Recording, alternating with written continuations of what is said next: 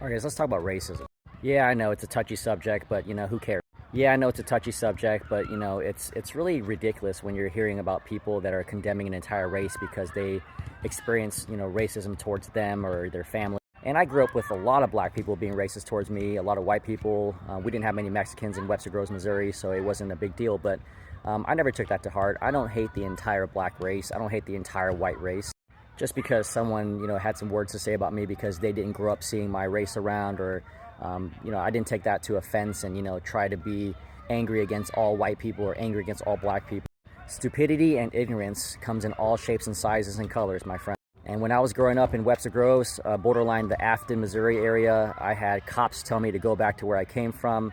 I was pulled over unrighteously. I was put on curbs, all types of stuff. And you know what? I don't hate cops. I don't hate any race. I know that each individual person is pretty much responsible for their own reactions, and they have their own realities, right? So if a person grew up and they've never seen your culture, they've never seen your race before, obviously, that's something that's taboo to them. So it's unknown, and the unknown scares people, right? So at the end of the day, stop letting the media dictate what you think about other people. Racism is not as rampant as you think. There are a lot of dumbass people out there, but it's not something where you go outside in the street and people woke up that morning trying to, be racist towards you or act a certain way towards you.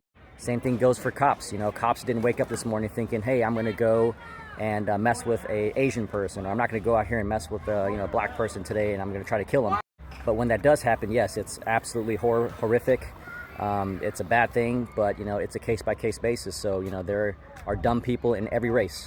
So never use those experiences as a crutch. It's not an excuse for you to be, living a horrible life just because someone was mean to you, or you experienced racism, or you felt bad about that, or you were disrespected.